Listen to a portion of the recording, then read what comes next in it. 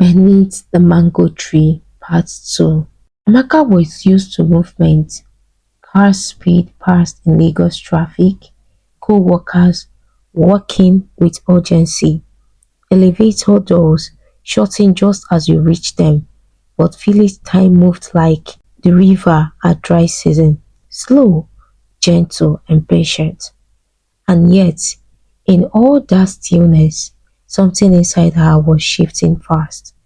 The next morning, she found a mango on the veranda, not in basket this time, but freshly plucked, still deep in dew, tied to the stem with a thin ripple ribbon with one word etched on old paper. Thirst. Amaka blinked. Who even writes notes like this? She muttered, picking it up. Ngozi appeared behind her like a spirit. A man who is either very poetic or very dangerous. Either ways, you are smiling.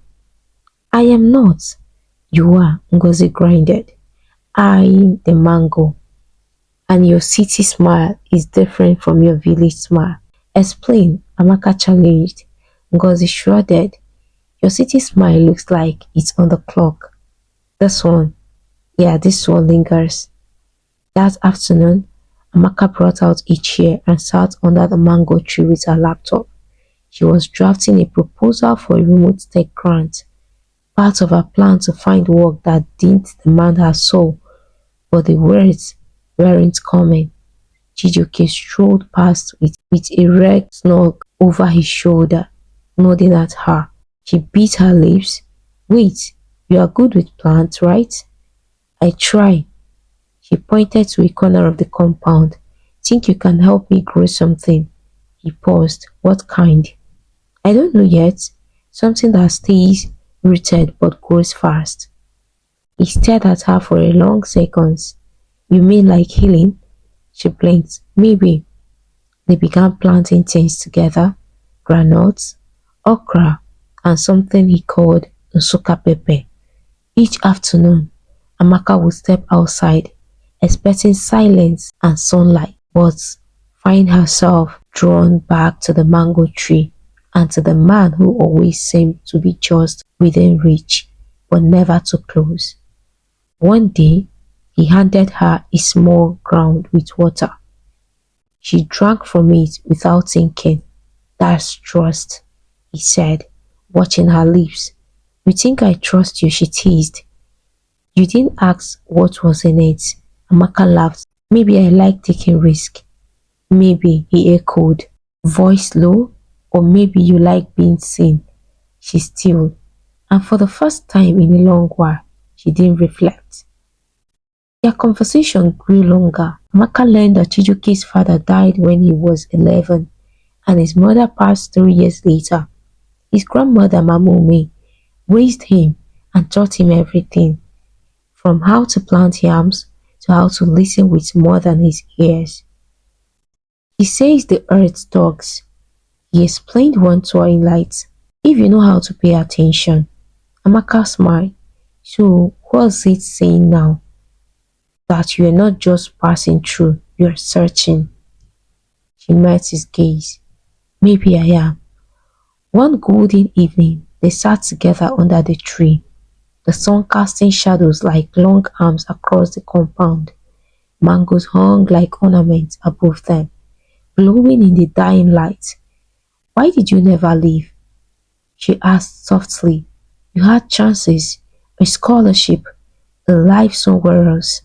He plucked a mango and handed it to her. Because here, I matter. That is a beautiful answer, she said, biting into the fruit. It's also the truth. Amaka licked juice from her fingers, and yet you are alone. I'm not afraid of being alone. She tilted her head. What are you afraid of? He paused. Being forgotten. She set the mango down, her breath shallow. Me too. One afternoon, she caught him watching her as she danced with Ngozi in the market square during a music rehearsal for the upcoming Ofo festival. Her skirt twirled, her laughter carried, and Chijioke's gaze didn't leave her once. Later that night, he waited by the gate. He looked happy today. You looked happy today, he said, barely meeting her eyes.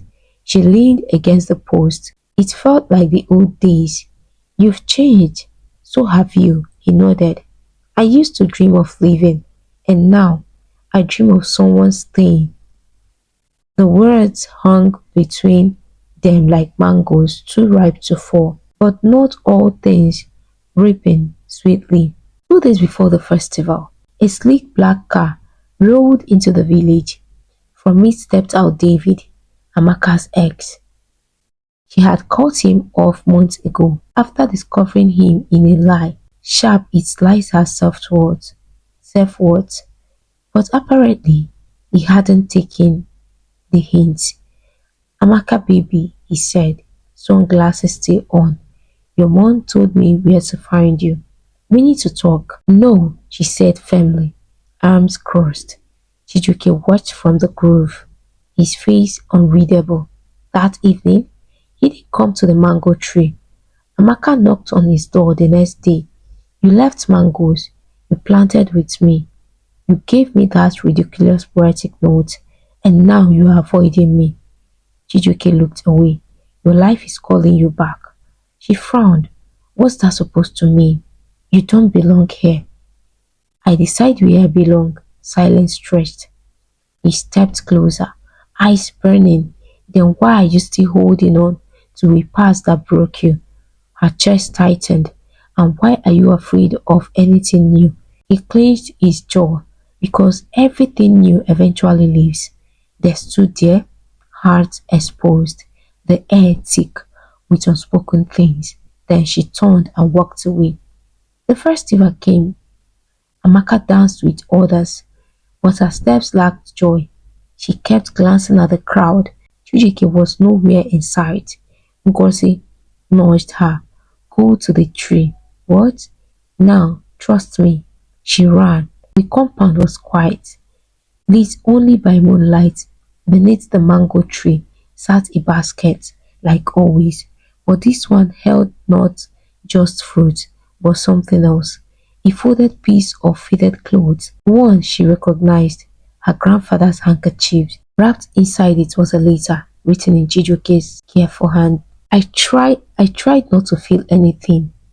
I tried to pretend the mango tree was just a tree, but you made it a cathedral. You made silence speak. I am not a man of many words, but I would choose to wait beneath this tree 1,000 days if it meant one more day with you. And if you leave, that's okay. I will still wait. Rain began to fall. Amaka ran barefoot, through puddles, through night, back to the tree. He was already there, soaked and waiting. They stood under the mango tree, both dripping, both breathless. I read your letter, she said. I meant it. I'm not leaving. He looked at her. Are you sure? She nodded. I finally found something that grows roots and gives fruit. Why would I throw that away?